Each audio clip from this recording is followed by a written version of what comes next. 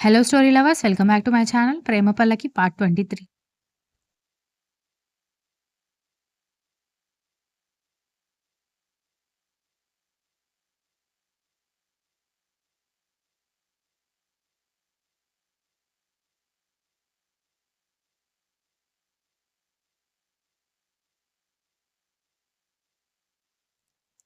రూమ్‌లోకి వెళ్లి డోర్ తన్ని ఓహ్ గాడ్! నేనెలా ఈ మ్యారేజ్ నుంచి తప్పించుకోవాలని చూస్తుంటే వీళ్ళేంటి ఏదేదో చేయమంటున్నారు.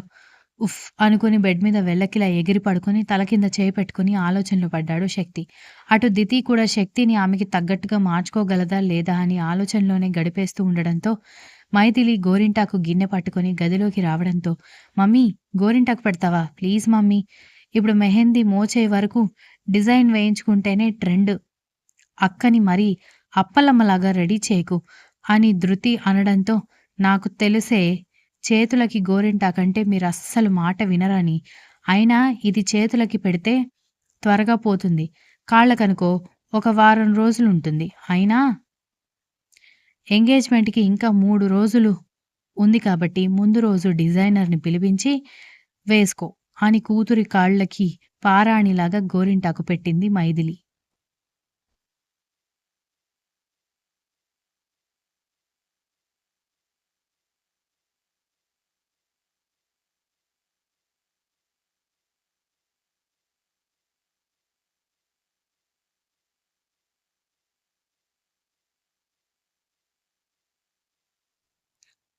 వాళ్ళ అమ్మ గోరింటాకు పెట్టేటప్పటికి అలసిపోయిన దితి నిద్రపోవడంతో కాళ్ళకి 2 కవర్స్ కట్టి వాటిని బెడ్ షీట్స్‌కి అంటకుండా జాగ్రత్త పడింది మైథిలి.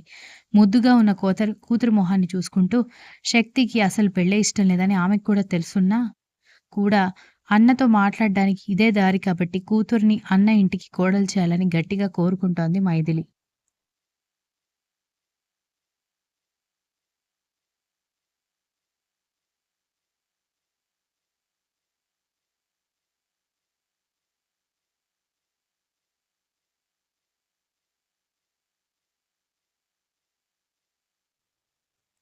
తను రూమ్‌లోకి వెళ్ళేసరికి భర్త తన కోసమే వెయిట్ చేస్తూ కనిపించడంతో గోరింటాకు చేతులు కడిగేసి, గోరింటాకున్న బౌల్ కూడా క్లీన్ చేసి పక్కకు పెట్టేసి వెళ్లి బెడ్ మీద కూర్చుంది. "మనం కరెక్ట్ నిర్ణయం తీసుకున్నామంటావా కన్నా?" అని వీరు అడిగేసరికి "ఎందుకలా అడుగుతున్నావు?" అని అడిగింది.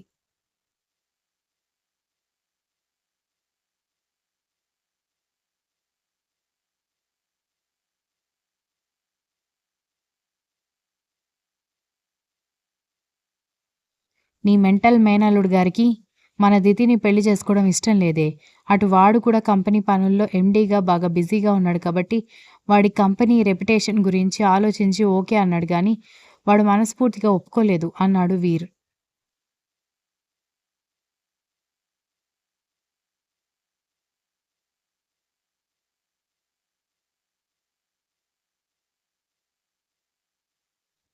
"నాకు తెలుసు" అని మైథిలి చెప్పడంతో తెలిసి కూడా ఈ పెళ్ళికి ఎందుకు వద్దు అని చెప్పలేదు అని ఆశ్చర్యంగా అడిగాడు వీర్. "వద్దని ఎలా చెప్తాను కన్నా? దితి గురించి మనకి చిన్నప్పటి నుంచి తెలుసు. ఎంత పద్ధతిగా ఉండే అమ్మాయి రోడ్డు మీద శక్తికి ముద్దు పెట్టిందంటే వాడంటే తనకెంత ఇష్టం ఉండి ఉంటేనే కదా! అందులోనూ ఆ వీడియో వైరల్ అవ్వడం కూడా మన ఫ్యామిలీ ప్రెస్టేజ్ ఇష్యూ. ఈ 2 కారణాల వల్ల పెళ్లి ఒప్పుకోవాల్సొచ్చింది. ప్రేమించుకుని పెళ్లి చేసుకున్న మనకి ప్రేమ విలువ బాగా తెలుసు కదా! మన కూతురు అలాంటి పెయిన్ అనుభవించకూడదు. తనే కాదు మన 6 పిల్లల్లో ఎవరూ అలాంటి పెయిన్ అనుభవించకూడదు. అయినా వాడు నా మేనల్లుడు" అంది గర్వంగా.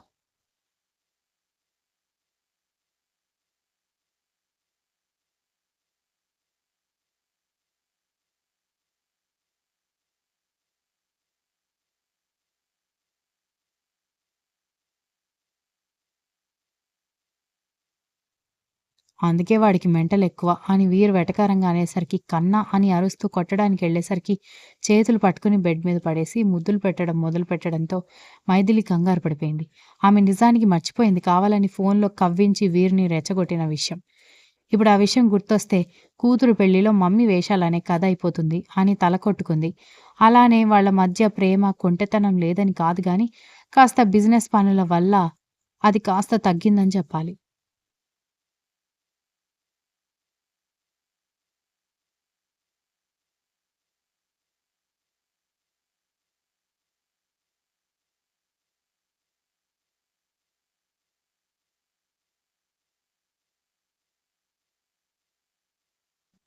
ఆమె ఆలోచించడం గమనించి గుర్తొచ్చిందా అని కొంటెగా అడిగేసరికి, "ఇప్పటివరకు మనం చేసుకున్న డిస్కషన్ ఏంటి? నువ్వు చేసేదేంటి కన్నా?" అంటూ సిగ్గుపడింది.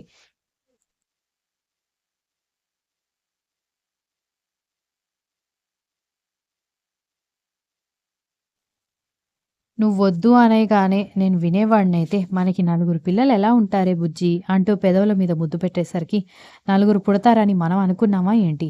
మూడోసారి కవల పిల్లలు పుట్టారు. అలా నలుగురయ్యారు. దానికి తోడు ముందు నేను ఆపరేషన్ అంటే భయపడ్డాను. ఇద్దరు మగపిల్లలు పుట్టేసరికి ఆడపిల్లని కలవరించేసరికి పాపం వాళ్ళ బాబు కోసం ఒకటికి 2 జిరాక్స్ ప్రింట్లు దిగాయి. ఇక్కడ కొసమెరుపేంటంటే అందరికీ అందరూ డ్యాడీకి సపోర్ట్ చేసేవాళ్ళే అంది.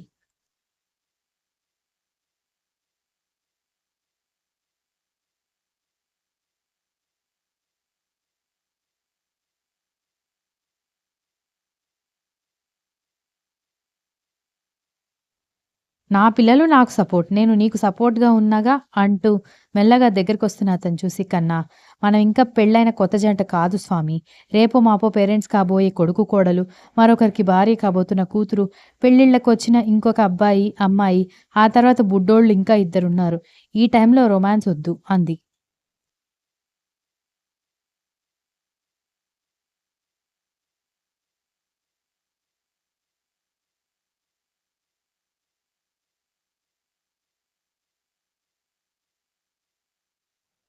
ఓయ్! పిల్లలు పుట్టి వాళ్ళకి పిల్లలు పుట్టినా కూడా నేను నీకు మొగుడినే, నువ్వు నాకు పెళ్ళానివే. ఏజ్ పెరిగితే మొగుడు పెళ్ళాలు ముద్దు ముచ్చట్లు లేకుండా మడికట్టు కూర్చోవాలని ఎవరు చెప్పారు నీకు? వేరే దగ్గర ఇప్పటికి ఏజ్ పెరిగినా కూడా బేబీ, బేబీ అని పిలుచుకుంటారు. అలాంటిది నీకు నాకు అంత ఏజ్ అయిపోయిందని ఫీల్ అవుతున్నావు అని అడిగాడు వీర్.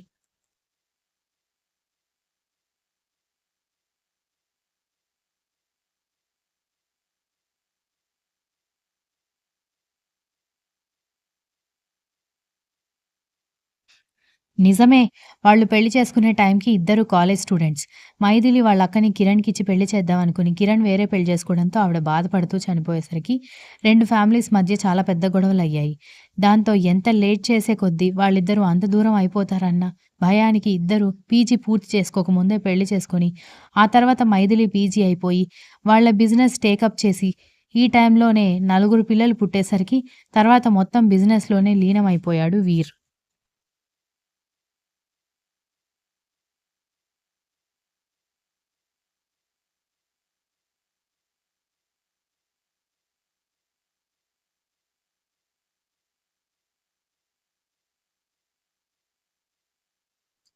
నలుగురు పిల్లలు పుట్టే టైంకి వీర్ ఏజ్ 26, మైథిలి ఏజ్ 24.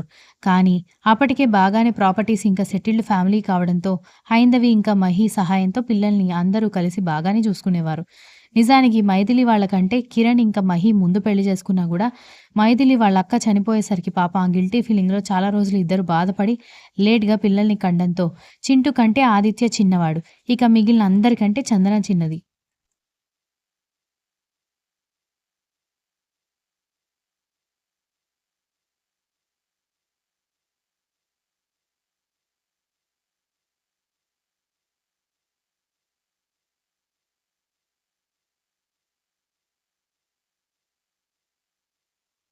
దాంట్లో ఏ ఒక్కరు కూడా మీ ఫ్యామిలీ మూలంగా మా ఫ్యామిలీ పరువు పోయిందని తనని బాధ పెట్టకుండా ప్రేమగానే చూసుకుంటారు. అలాంటి ఫ్యామిలీకి తనివ్వగలిగేదేంటి? మంచి కోడలుగా వాళ్ళకి గౌరవ ప్రతిష్టలు తీసుకురావడం, వాళ్ళ కొడుకు అయిన వీర్ సంతోషంగా ఉంటూ తనని అమితంగా ప్రేమించే భర్తని ప్రేమగా చూసుకోవడం. అవన్నీ మదిలోకి రావడంతో భర్త మెడ చుట్టూ చేతులు వేసి దగ్గరికి లాక్కోవడంతో అతను ఆశ్చర్యంగా చూసి కళ్ళెగిరేయడంతో సిగ్గుపడుతూ రెప్పలు దించేసింది. Continues. If you like the story please like, share, comment and don't forget to subscribe.